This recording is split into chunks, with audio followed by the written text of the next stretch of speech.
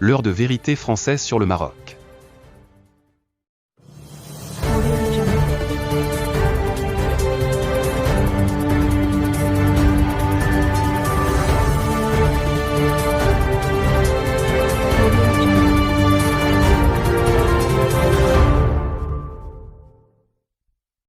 Cette heure de vérité s'approche à grands pas.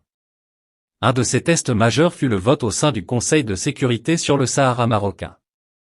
Si ce froid glacial qui souffle depuis des mois sur l'axe Paris-Rabat devait avoir une résonance à New York, cela se verrait forcément dans la perception française de cette discorde régionale.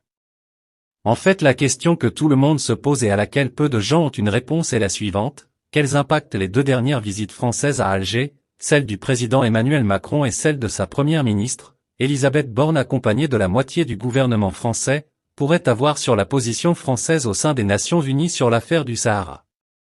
Durant ces visites, des informations ont été opportunément diffusées sur la possible existence d'un nouveau pacte franco-algérien sur le Sahara. Il a même été attribué à la ministre des Affaires étrangères, Catherine Colonna, une forme de promesse faite au sérail algérien de ne pas suivre le modèle américain en la matière, une reconnaissance pure et simple de la souveraineté du Maroc sur son Sahara. Même s'il a été difficile de confirmer de telles informations, le fait qu'elles interviennent dans une crise ouverte et assumée entre Paris et Rabat, leur donne une tonalité particulière et un halo de crédibilité qui les rend plus probables que réellement fantaisistes. En effet, la crise des visas entre le Maroc et la France perdure malgré les appels et les alertes de toutes les bonnes consciences qui veillent à protéger la qualité de cette relation, de cette inévitable détérioration. Les échanges de visites diplomatiques sont quasiment absents. Le dialogue politique entre les deux hautes autorités est aujourd'hui, en tout cas publiquement, inexistant. Dès son retour d'Algérie, Emmanuel Macron avait annoncé son intention de se rendre au Maroc fin octobre. Ce fut d'une manière tellement nonchalante et si peu diplomate qu'elle ne fut pas suivie d'effet. Si visite il y aura, ça ne sera certainement pas fin octobre comme cela avait été annoncé de manière presque cavalière et ça sera un projet diplomatique lourdement préparé de part et d'autre, pour crever tous les abcès et remettre les relations entre Marocains et Français sur des rails plus solides. Dans les contentieux entre Rabat et Paris, il existe un éventail de mésententes et de mauvaises compréhensions.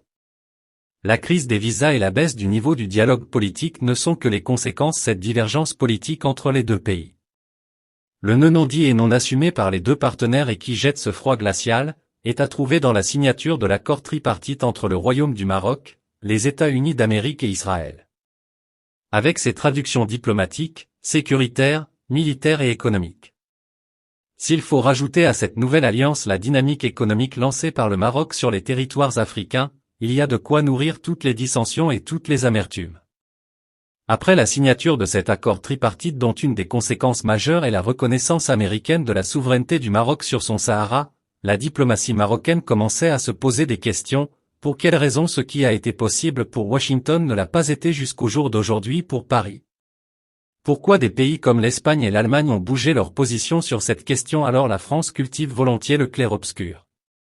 Il est vrai que depuis sa mise sur la table des négociations en 2007, la France a toujours défendu l'option de l'autonomie proposée par le Maroc, mais elle n'est pas allée jusqu'à la considérer comme la solution sérieuse et crédible pour régler ce conflit du Sahara.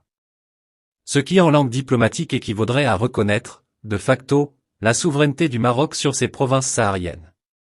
L'heure de vérité française sur le Maroc a donc sonné.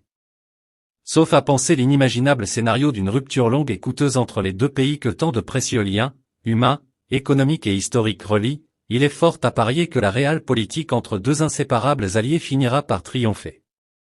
Emmanuel Macron, avide de réaliser des performances dans la réconciliation mémorielle avec l'Algérie, ne doit pas laisser dépérir une relation aussi stratégique avec un pays aussi incontournable que le Maroc.